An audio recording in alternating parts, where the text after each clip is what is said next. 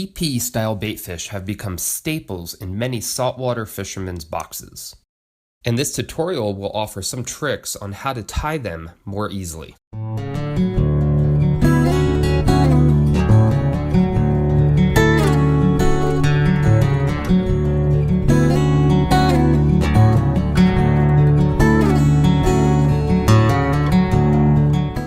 For a hook, I really like this Gamakatsu SC15, and this one is in size 1/0. Start your thread near the eye of the hook. You will want a strong thread like this Danville 210 flat waxed. Bring your thread to the bend of the hook with smooth wraps, then rotate your fly upside down. Cut a few strands of crystal flash and tie them in the center of the clump, right under the bend of the hook. Then fold the strands, angling towards the eye backward, and then tie them in as well with tight wraps. Then cut them to length right about to the end of the hook shank. Rotate your fly to the upright position and clip some strands of fine pearl flashabou and tie them in the same manner as the crystal flash.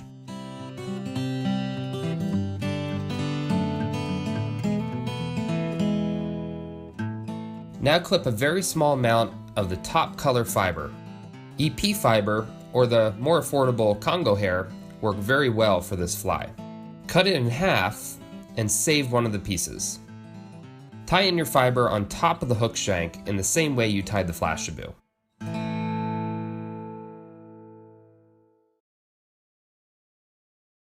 Then rotate your fly upside down, cut a small amount of the undercolor fiber and tie it in under the fly. You will want to make sure that one part is on one side of the hook, then rotate the other side around the other side of the hook. Then make sure you bring your thread up the hook shank just a bit. Rotate your fly to the upright position again, then take the other piece of the top color fiber you cut and wrap it around the under part of the fly, angling up and back, and tie that in. Then rotate the fly upside down and do the same thing with the undercolor fiber.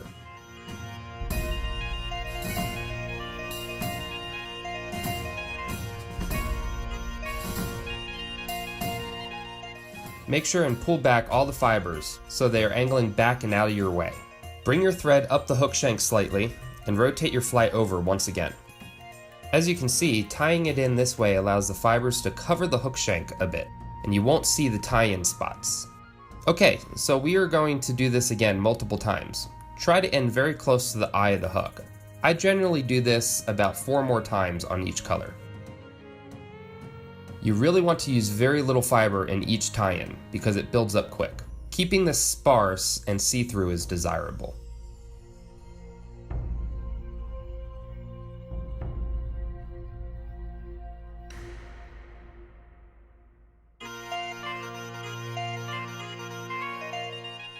You can smooth out and build a small head on the fly before whip finishing it.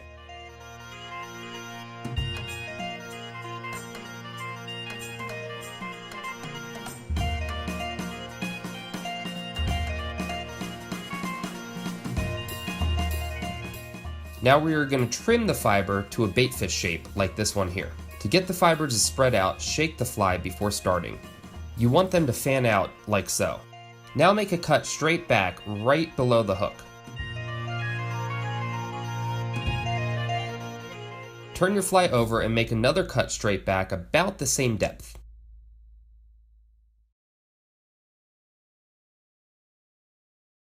Round off the front corners and trim the back to length carefully.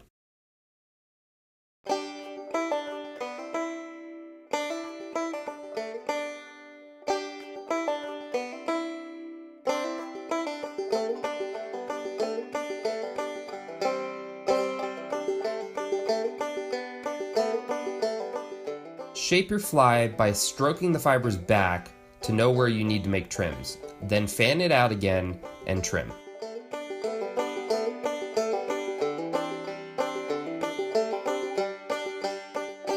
Do this multiple times throughout the trimming process, making sure to make even cuts on both sides.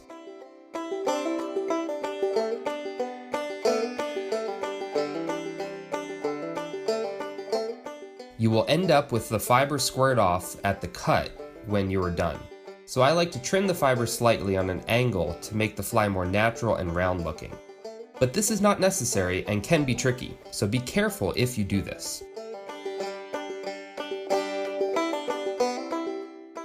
Once you trim your fly to the correct size and shape, you can start adding the eyes. I like adding a drop of Zap-A-Gap goo to my bodkin, then using the bodkin to place the eye on the fly. This dries a bit slower than super glue and allows you to move the fly around for a few seconds to get them into the correct place. Try to make your eyes as even as possible, as this will help the fly's tracking when being stripped. This is not necessary, but I like adding UV curing resin to the head and eyes to really lock everything in place. I am using a product by Solarez called Bone Dry. It can be applied with a built-in cap brush and cures very quickly.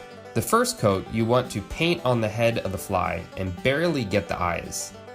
Then zap it with your curing light.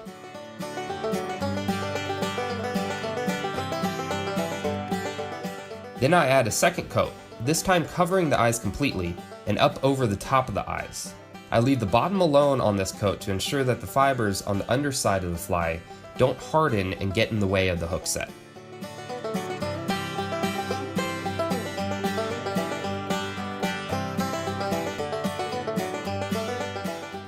And there we have it, an EP style baitfish fly.